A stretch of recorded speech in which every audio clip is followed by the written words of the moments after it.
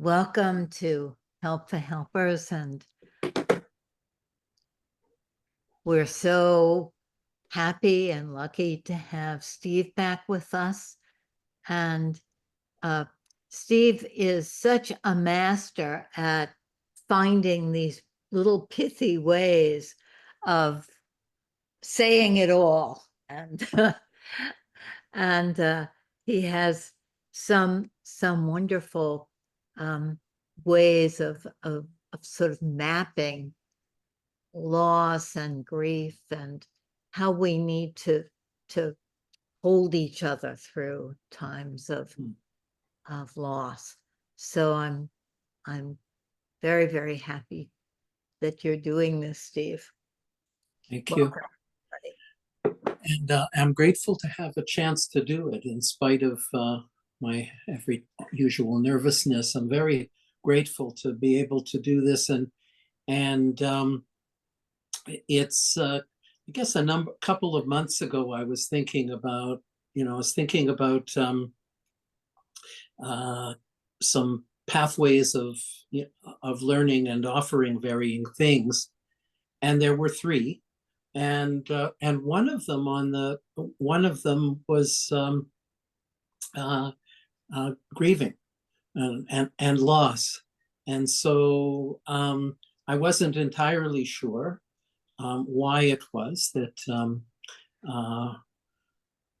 came up for me, and but I've been putting some time into reading and listening to people who've been doing this kind of more definitive work around grief and loss since then, and there's more to do.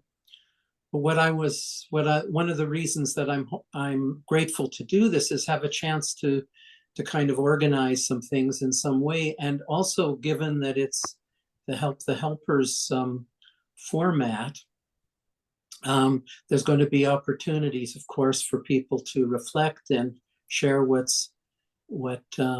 feels right to share. And so what I'm hoping, Lynn mentioned something like me and maps, and that is important to me.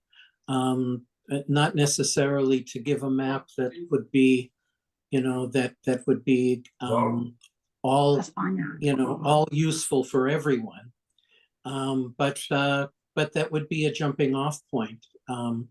And a jumping off point for myself and as well for other people. So I'm hoping to learn from everybody, because here's the deal. There isn't a single one of us and a single human being and other beings as well that don't experience loss. And so then every one of us has traveled in some kind of way, one way or another, through our losses and through our grieving.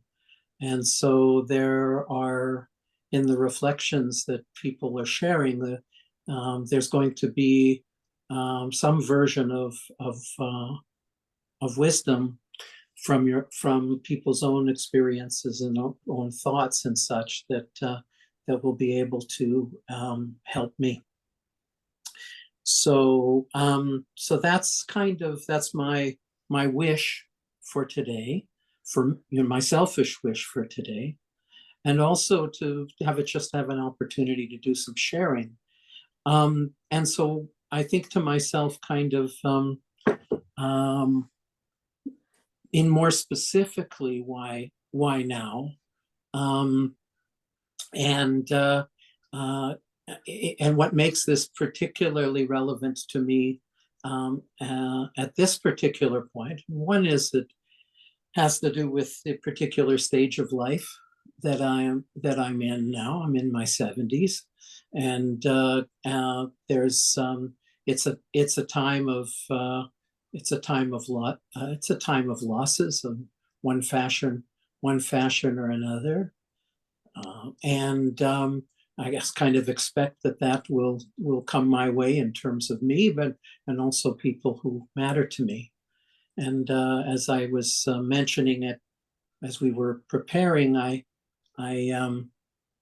uh, on a particular particular note, about 6 months ago, my younger brother just lost his partner of 30 years, and there are other family losses, and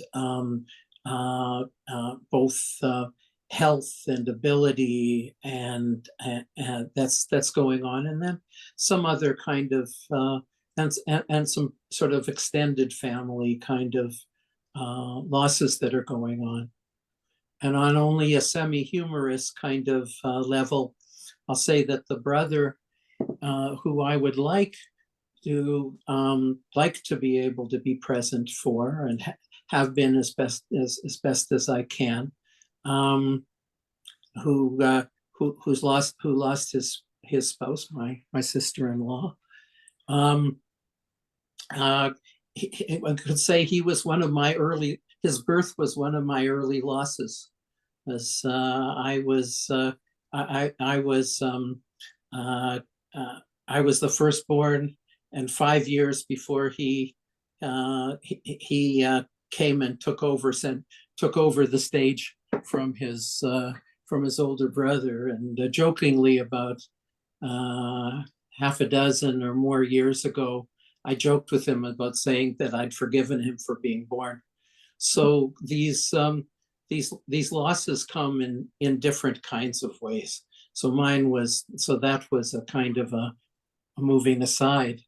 And so what I want to do also is and also I didn't mention also that there happen to be a number of clients that I'm working with right now.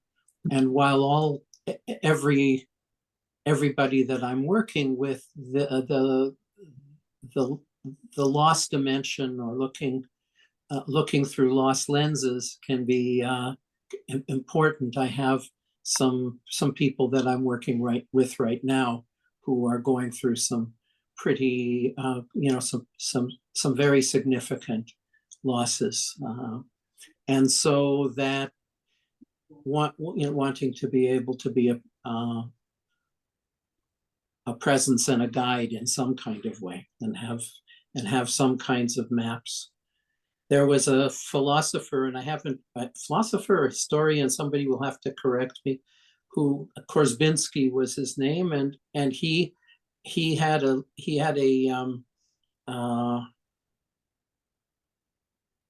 sentence, and his sentence was, "The map is not the territory."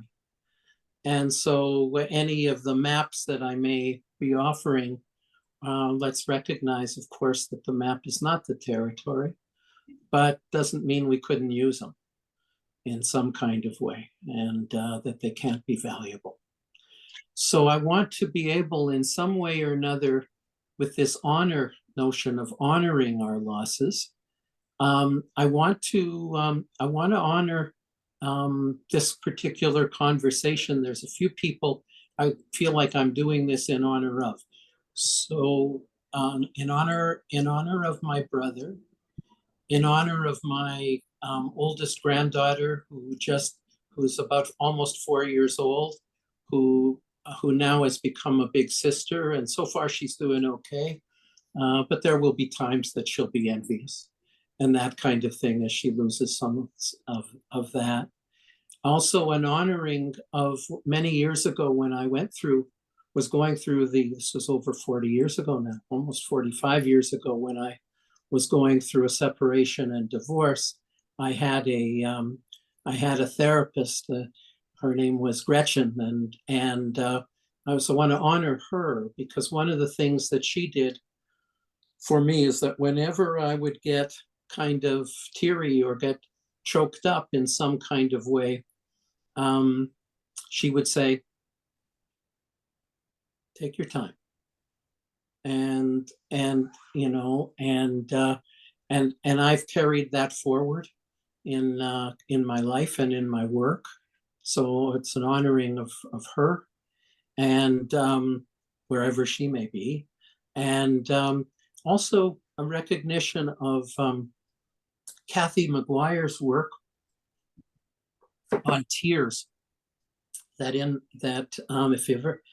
if you haven't read yet, she did some work that about tears as being tears and tearing as being a kind of a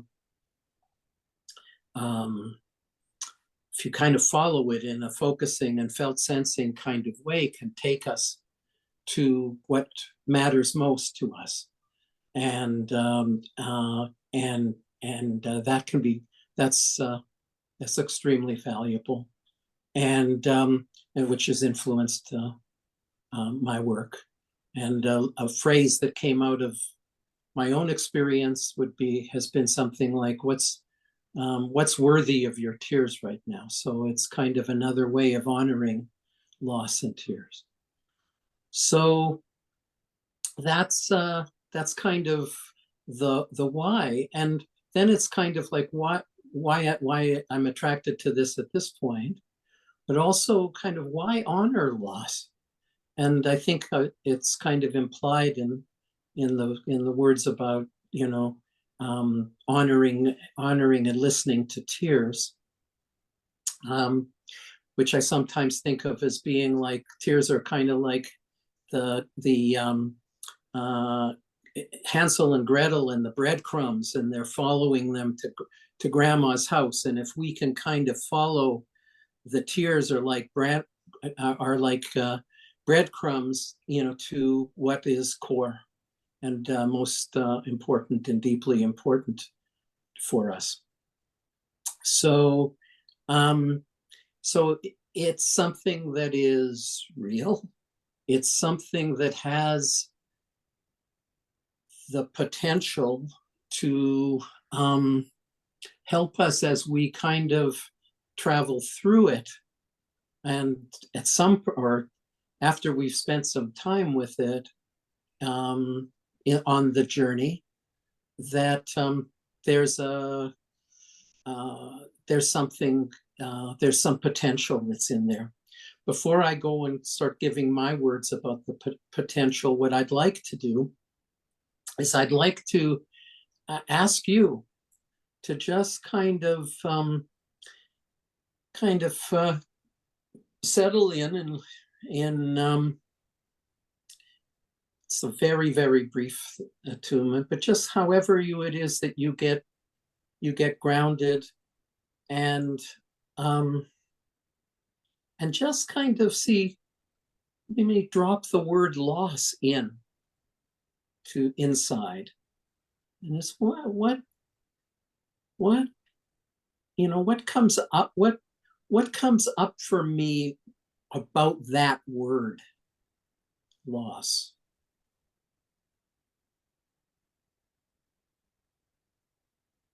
And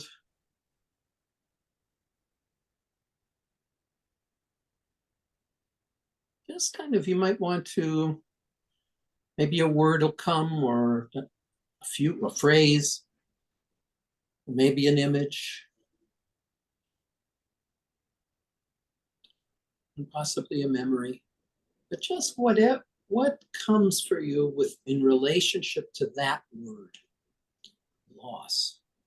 And you might want to write it down. Give yourself some moments around that.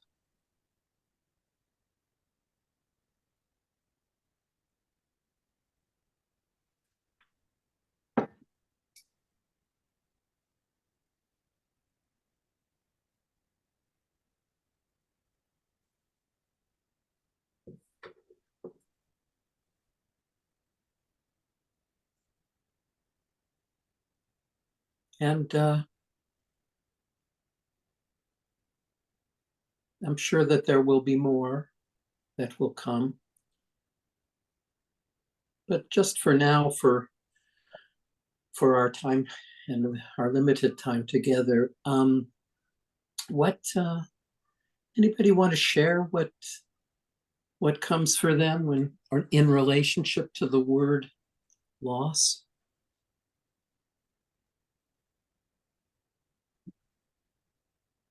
I can, Steve. Hi, it's Lenore. Hi, Hi. Hi, Lenore. Uh, my husband, who I was married to for 45 years, died 3 years ago. And I remember how profound it was, but there were other things that came up. And when the first thing that came up for me, I wrote down, what comes up for me about loss is opening my heart to my soul. That it was the vulnerability. I said, the words can't express the profound sense of the layers of years. And that's just what came to me, whether it made sense or not. So Thank you. the depth of that. The depth of it and opening your heart to your soul Yeah. through those deeper layers. Yeah. Thank you. Yes. Hello, Marianne. Hi. The word that came up for me is irretrievable. Irretrievable. Yeah. Mhm. We lost our son, was 42 2 months ago. And I'm trying to go into all these spiritual bypass words and experiences. Oh, what's the positive in this? Yes, that can be there. But Mhm. also to hold the tension of how can you deal with the irretrievable with the part that has to go on. And that's the reality. So it's irretrievable. Mhm. And to figure out how to have that stay in a felt sense that does not destroy my life. Ah, Mm. to be able to have that, yes, felt sense of it and not have it destroy your life. Yeah.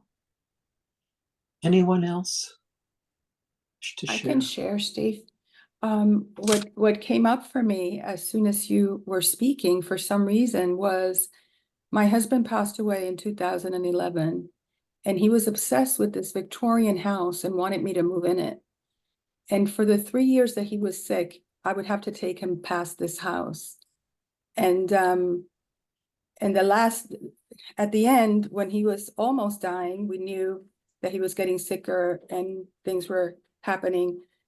We passed by the house and the owners were visiting from Luxembourg and were upset about how the house was taken care of. And I said, my husband's been wanting to buy this house for the longest time. Will you sell it to me? I just sold my house that I was living, and they sold me the house. It was a 200-year-old colonial house along a strip of old antique houses. And when he saw that I bought that house, I mean, they gave it to me for like $100,000 less than what it was worth. But when he saw that I bought that house, he said, I can go home now, meaning I could do hospice. Hmm. And we did hospice, and he passed away. And 3 weeks later, I moved into that house. But when I moved into that house, I loved that house. Loss could be a house, it could be a place. Loss could be so much, And when I moved into that house with my daughter, we were like, holy cow, this house is too big for us. But we had his heart and soul. We felt him there all the time. And it had all these cute little things. You know how these Victorian houses, how the light came in. These Victorians thought of everything. And but eventually I knew that I couldn't stay there forever. And eventually I met my present husband, and he has a house upstate. So after 5 years that I lived there, I sold the house, but there was loss in the selling of it.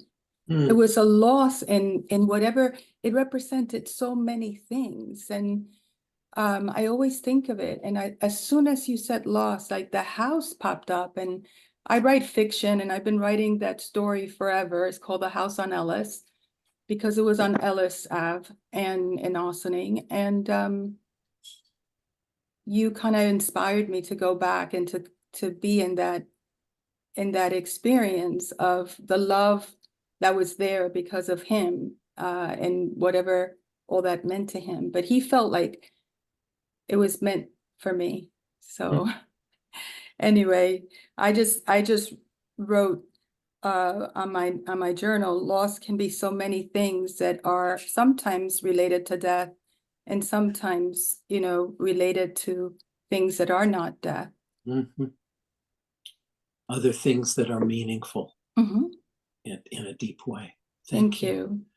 Thank you. Time for maybe one more person.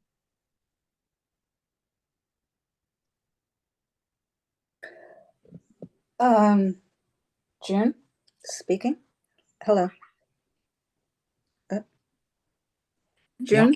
Yeah. June. Yes. Yeah. Hi, June. Hi. What came up for me was the difference between losing people. I lost my parents when I was fairly young. And the loss of losing people that you have complicated relationships with. And then as we were talking, or you were talking, and I imagined the loss of someone in my present life that I love tremendously, I noticed that the loss of the difficult relationships were much more difficult than the loss of someone that I felt very in love, attached to, because they would be in my heart quite easily and well. They would be at home there and I would carry them with me, whereas the other are more difficult. Makes so much sense.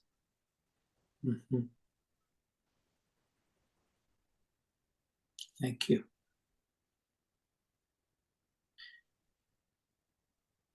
Okay. Well, when the time comes for breakout rooms, there'll be more opportunity and such. I just want to people have touched on, different types of loss, different types of loss of people, and different types of losses that aren't necessarily losses of people to death or to illness, or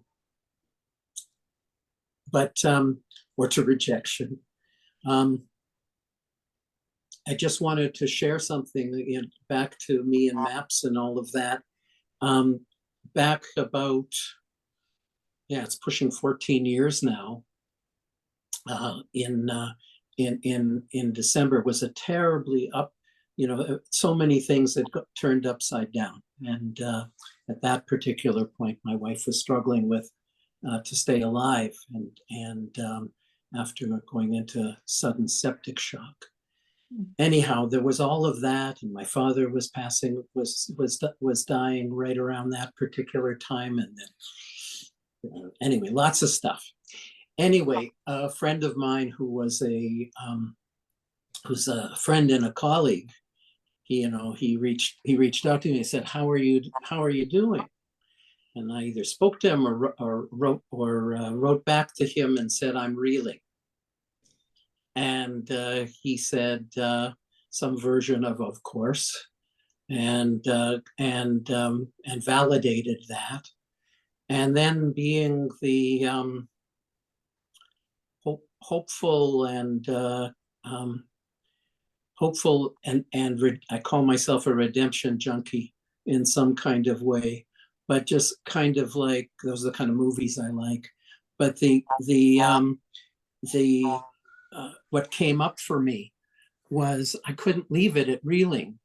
So I came up with a rhyme, and it's not, again, the map is not the territory, but it gives a kind of a sense as to some of the places, the territories that we can go through in our grieving journey. And I went reeling, dealing, sort of like picking up the pieces, like after people who've been hit by a hurricane or something like that, need to start picking up the pieces, and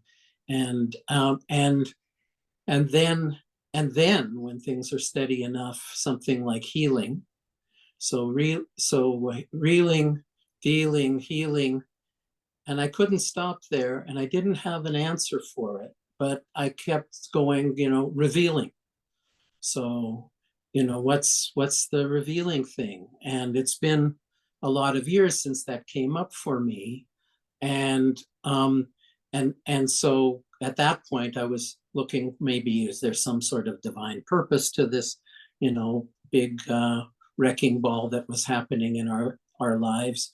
But and I'm not great with that, but I still stuck with the revealing, and I think there is that in some way or another. And I'm beginning to have some phrases as to what kinds of things can be, that work for me, that are resonant for me, about revealing. And right now it came to me in the middle of the night. It's generative identity for me. Maybe different kinds of things and some of the things that people have spoken about. So that's a kind of the territory. And then there's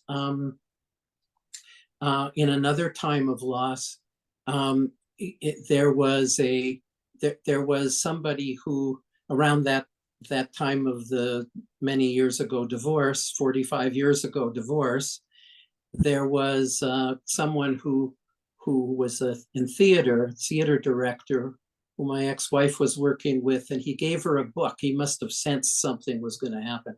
And he wrote in the book, loss and change, loss and pain, growth and gain. And that stuck with me and still does. And so these are like different territories. And then I'm sorry, loss. Could you repeat that, please? Loss and pain, growth and gain. And so then it's, those are territories, but then it's kind of like, so somehow, like how, what's helpful to travel through, and so I think that there's I'll do one last little mappy kind of thing, and then we'll do some other reflection. There's I think one of the things that can be helpful is to have some kind of some operating principles. And recently I found the work. Actually, the person was quoting Jean in it. Somebody by the name of John Schneider, who isn't with us now, but he did a lot of work in the area of traumatic loss. And one of the things that he talked about was any change has loss, and and small, medium, and large, and all of that. And then he talked about grief and grieving as our process of healing and transforming. That it's and of course it would. And he talked about, and so that operating principle, thinking about grieving as a very painful way of healing, of course. And then he also had a few questions that, so that would be the premise, and then also some sort of idea about how, or that he extracted, which is something like that different types of questions are asked at different phases in the different territories. One being like, or not questions, but also felt preoccupations. And one is preoccupation with what's not here, what's lost, what's not here. And then another, at some point in time, a focal point, it's like figure and ground in painting and photography. Another would be something like, well, what's still here?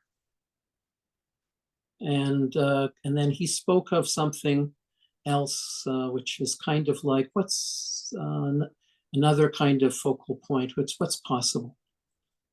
So it's what's possible, and what shape could I give it, kind of thing. So that's his so I'm giving you these different maps, and then I guess and what can help us, amongst other things, is our in all of them, in one fashion or another, wherever we are on the reeling and framework, the ING framework path. Focusing our precious focusing can help us to be able to be near, if we can, if it's not too much, or hear hear from ourselves inside, and what's the crux of it all, what matters most about what was there and what isn't, and that kind of thing. So that's just wanted to kind of offer those kind of perspectives for Steve, those. that was very beautiful. Who was the person? I missed the name. The person that you said traumatic loss. Every change has loss. John Schneider. Yeah. Yeah. And yeah.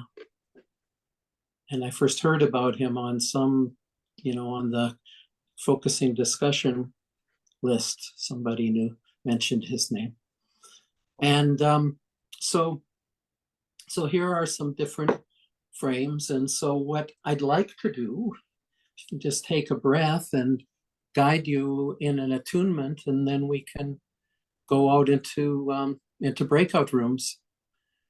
Okay, so with you in a second.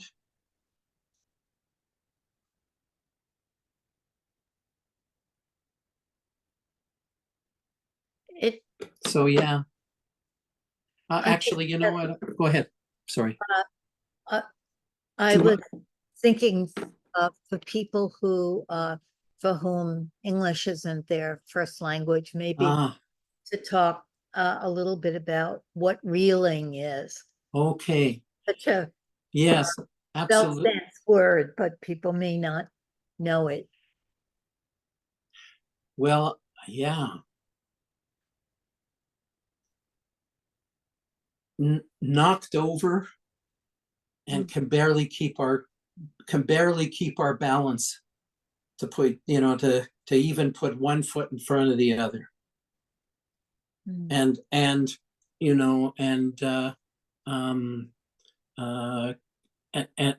needing needing to be able to have people around, if we who can hold us up in some kind of way. That's what I would say reeling would be, being hit by an emotional wrecking ball in some way or another, and shaky. I hope that makes sense. And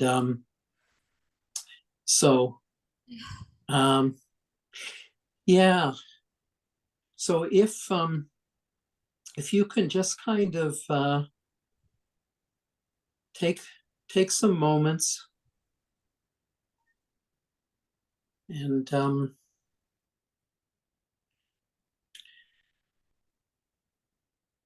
if your feet can touch the floor,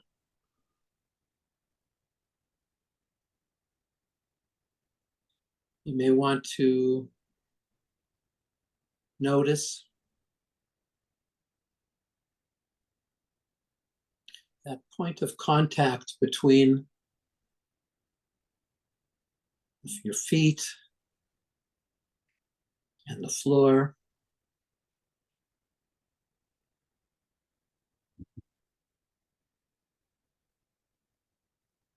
And the floor and your feet.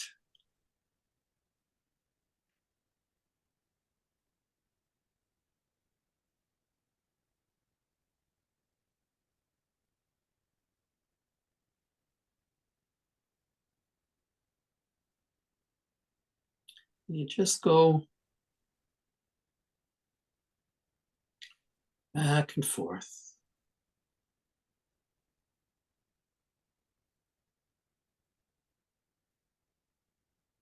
as you help yourself get grounded that way, if that fits for you.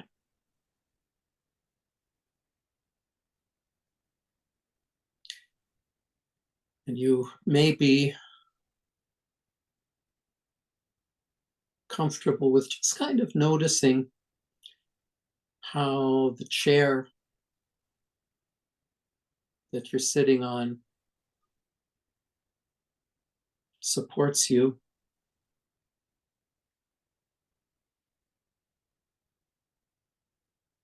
Without too much effort.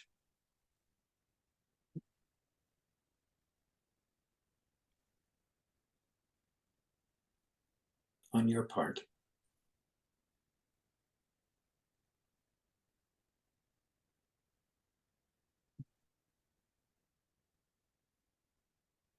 And without trying to alter your breathing, just kind of notice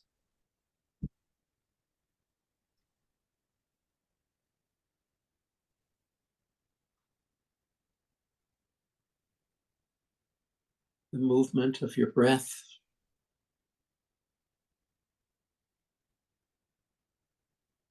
Going in, going out.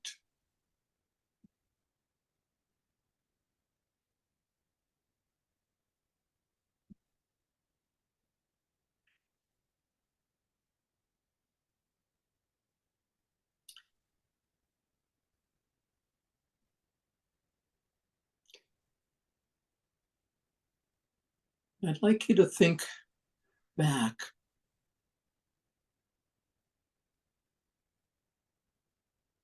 and recall a loss in your past, if you can.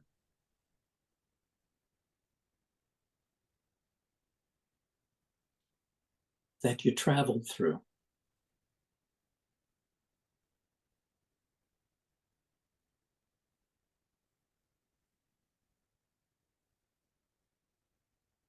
And notice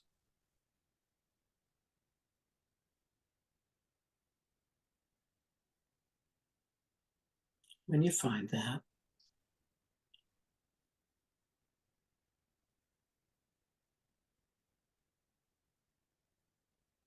this previous loss.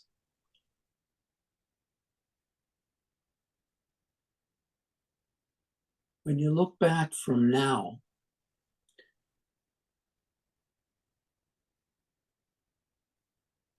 here we are, September 2024, and you're looking back on that younger you.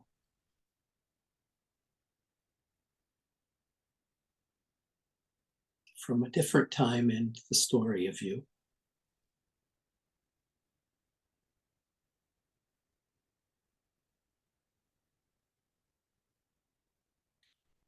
Get a sense of how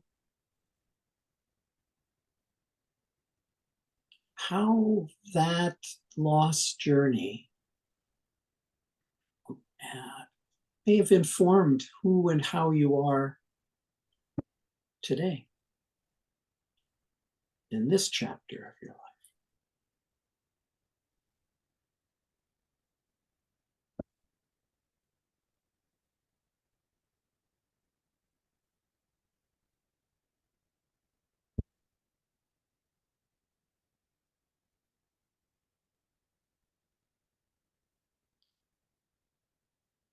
How did that younger me journey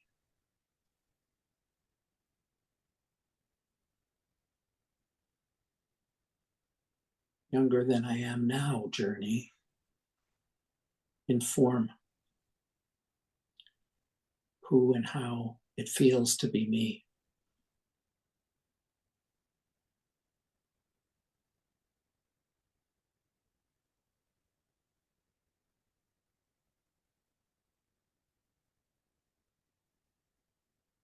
You may want to write something down there. Again, could be an image or a word phrase,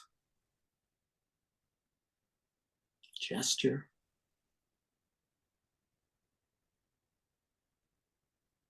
A line from a poem or a song.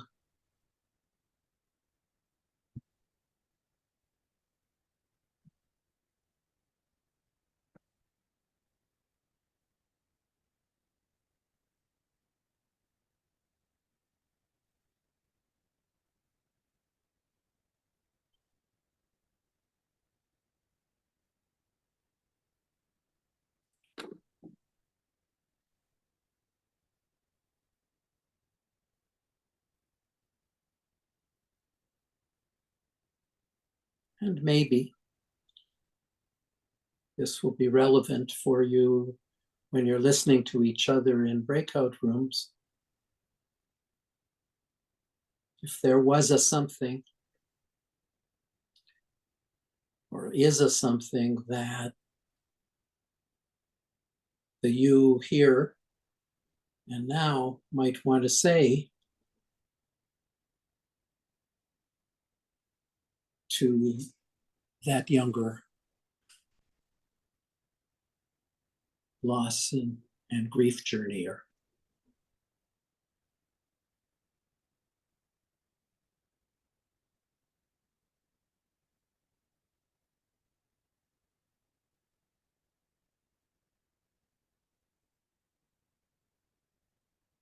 So I'll leave you to spend time with your partners in the breakout room. And we'll see each other 20 minutes. So we'll see you at 9:20.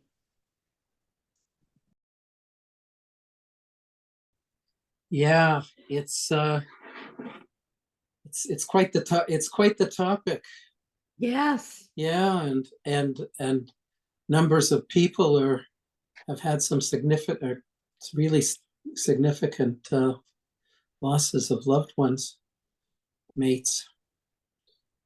Yeah. Yeah, I'm glad to be doing this. Oof, so far so good. It's a kind of sacred space that you're making here. You know, that word was coming up for me too. And when Lenore talked about, you know, through her grieving her soul Yes, yes, coming, you know? yes. Yeah. Yeah, it makes me sort of wonder what is grieving, because it seems like it's both an expression of loss that happens, and it's which can happen in lots of ways, with anger, Mm-hmm. shutdown, anxiety, all kinds of things. And then there's the activity of grieving, Yeah. allowing, or of honoring, or of Mm-hmm. the rituals of grieving. And they seem different. Uh-huh. Yeah. There's if I'm hearing you right, it's that sort of feelings that we have, you know, that we have no control over their emerging. Anger, you know, sorrow, anger, and, you know, anxiety, fear, Right, those come. right, And there's working with on some level with that. And then there's that the outer rituals that kind of hold us in some way, right. or potentially can. Well, and then there's the tending that's I guess that's also a ritual, a personal ritual. of the attending, you know, Could you say that the word you said, just the attending, attending? Yeah, you know, attending. through focusing and Yeah, yes, and, you know, yes. Yeah. so people are beginning to come back. Hi, Liz. Hi, Anesi. Hi, Mary. Rachel. Bob. Hi. Hello, welcome back. Mm. Mm.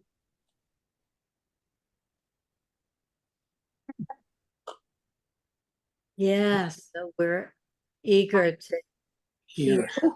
Jane in your breakout rooms. Yeah. Hmm. Ready, want to start us off and do some sharing? Speak. I felt a lot of tenderness in the Hmm. room. And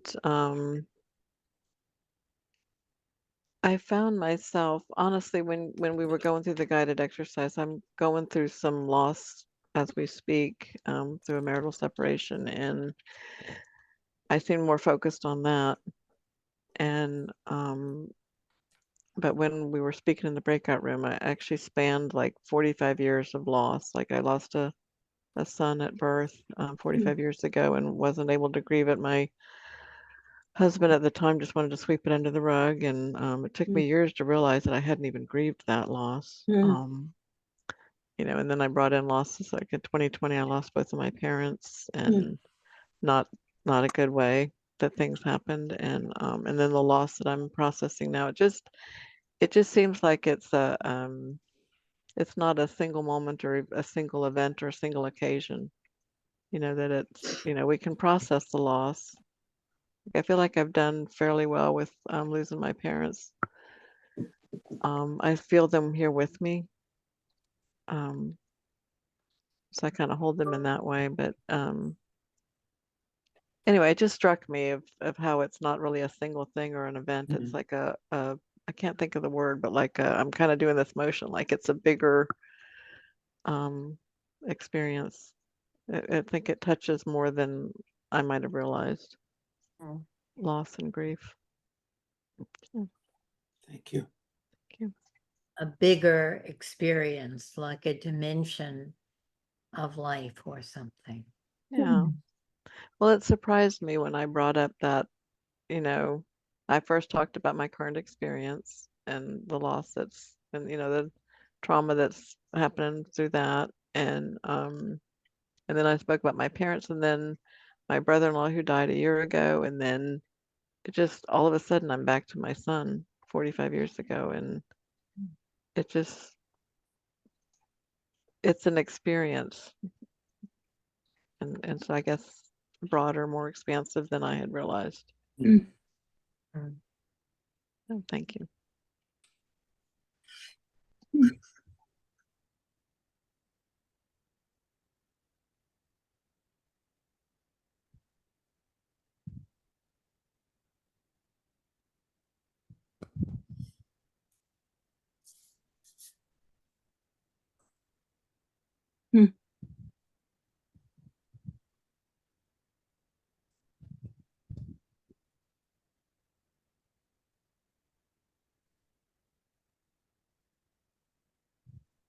Well, I did some of my own reflecting and was surprised that that it went back to a particularly difficult time in my early 20s, and I had that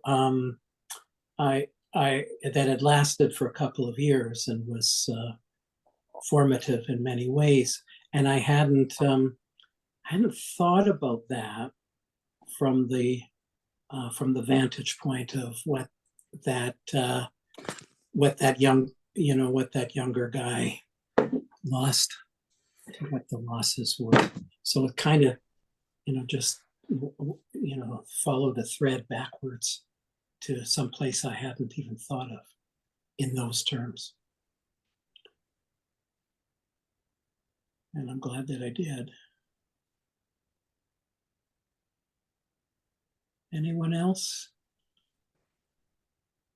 In my breakout room, someone talked about the seasons, nature.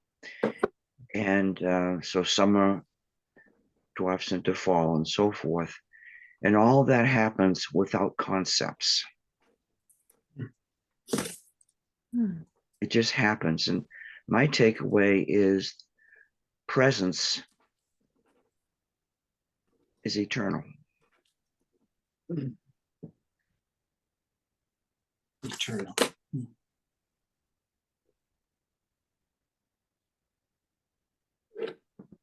And one of the most comforting things, I think, to people as they're dealing with someone who's dying is to give them our presence, to just be there. Or when somebody is grieving something, sometimes it's just our presence, not even our words, that can be most comforting.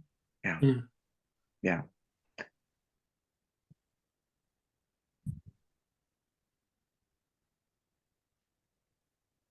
I had a close friend who died about 20 years ago, an old friend, and I came to visit him just as he was, just as the doctors were leaving, and saying that a form of treatment that they hoped would help wasn't helping. So he, so whatever, very shortly after I came and visited, and I said to my friend, I said, Obi, I don't know what to say. And he was a writer as well as an English teacher in high school. And he said, that's okay, Steve. In matters like this, we're all fools. And just speaking like show up somehow. Presence.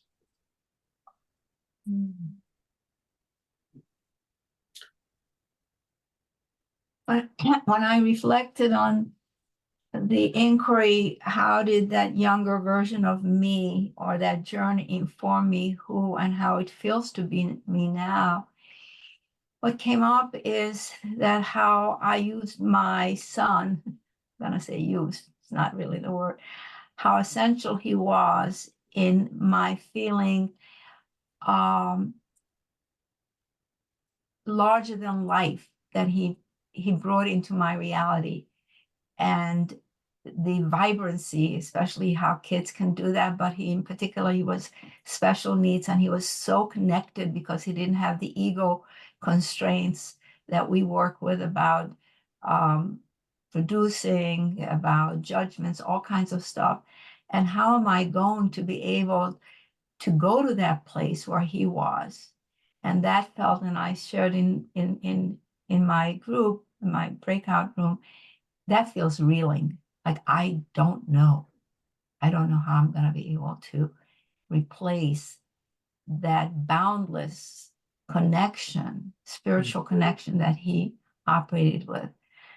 So what it does, it helps me, he pointed me in the right direction, first of all, to give it name.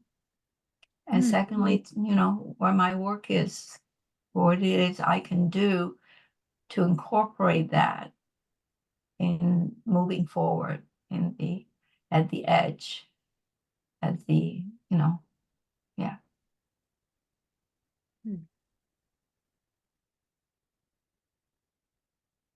Thank you. Yeah, I want to share. Steve sharing today struck me and relieved me from my loss being my loss being a second daughter in my family. Precisely that. Oh. Yeah. Yeah. So the sharing you said about your brother being forgiven, he's forgiven for being born to the family. Yeah, relieved me totally. Oh. Yeah. From all this resentment. Wow. you know.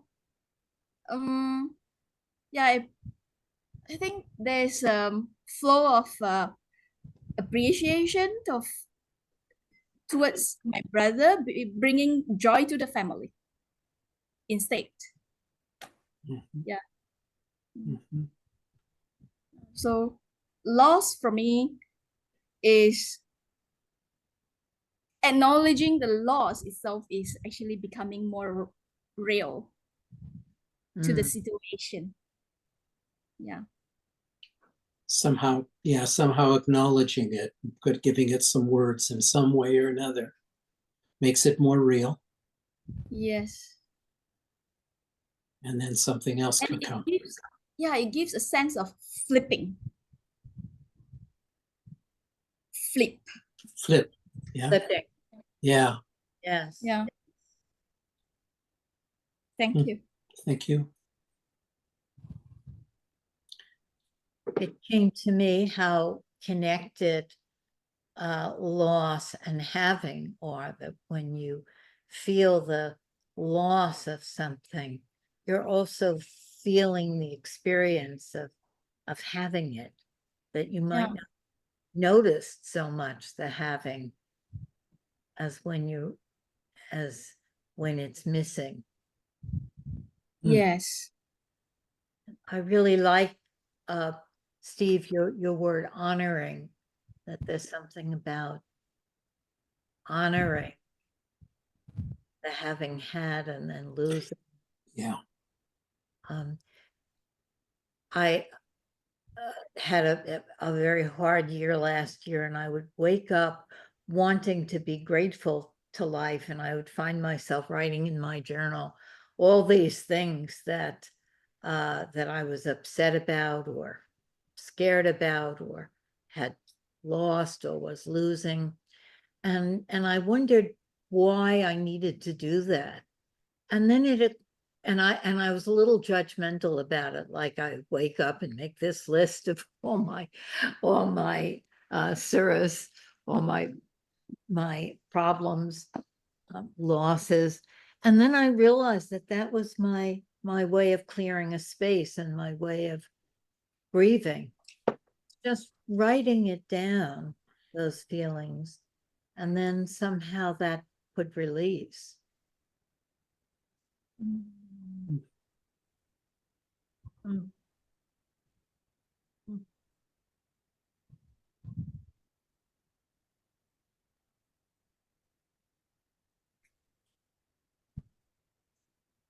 I think we're Thanks, go ahead. Lynn and Steve. I'm grateful for just coming back to the basics of clearing a space. What's standing between me and being all right, Yeah, And it's almost like, oh, yeah, it's like a world of things that stand between me and being all right. And just the gratitude now in this moment of knowing that, well, that's my commitment to allowing love in. And the poem that I had written on, a fragment that came, it's the grief that doesn't want to die, the grief that doesn't want to die. And staying with that, because that's new, that's what's come forward. And it just feels a little bit more hopeful that I will be able to go with the presence. And whoever had said that presence is eternal. So when I align myself with that, then I don't have to do anything. I don't have to know how this works. And I'm very grateful for that today, just to allow the healing, evaporate into love or something. The words just don't seem necessary now. It's more dimensional. The dimensions are what I'm interested in now. Thank you. thank you. Thank you. Yeah, I resonance with what Colin said and what Lynn said. I think grief for me is the love that has no place to go. The love that has no place to go. Yeah. Speaking on that, when my dad, I shared in my group that when my dad was alive, I was constantly seeking his love. and I didn't feel fulfilled by his love. I was making up for what wasn't there. And I felt like I couldn't feel that love with my dad, like from him in a certain way. But then when he passed, I felt all of the good qualities that he did offer me enter me. And I realized how much he had given to me. And I almost felt closer to him. It makes me, feel teary when he was gone than when he was there. I was more aware of what wasn't there when he was physically there, and more aware what was there when he wasn't physically there. And then I shared in my breakout group the gratitude, the immense gratitude I feel. Makes me teary for everything that he did give me. Complicated. Yeah.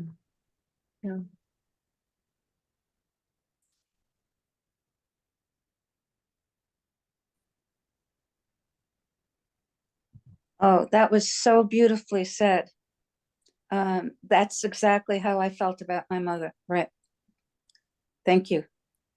Thank you. Beautifully said. Mhm.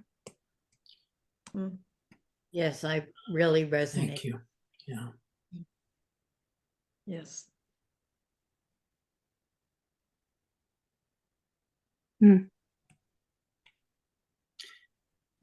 Got a feeling we're kind of close to our time. Is that kind of true? Amount of time that- yeah, maybe. Yeah, there's so much more we could do. Right, that's but right. with this, but maybe it's time to move into people just taking a breath, and after sharing and hearing people sharing, and then Dorothy will have a poem or a song lyric, and it's so powerful to me because the first couple of lines of it's a Leonard Cohen song, and well, you'll hear the first couple of lines when Dorothy says it, and how it connects with what people were saying about love. And shall we play the song afterwards, Steve? I'd love it, but some people may have to go, but well, they can walk out to Leonard. Play the song and as our ending, and if people have to go before the song is over, you can also look it up. What's the name of it? The Heart with No Companion. Okay, thank you. Without the. Okay, Heart with No Companion. Yeah. It's fussy. Sorry, Leonard. Okay, Dorothy. You're saying Steve Come has on, Steve. gone for every area, and it's wonderful. The Heart with No Companion, Leonard Cohen. How I greet you from the other side of sorrow and despair, with a love so vast and so shattered it will reach you everywhere.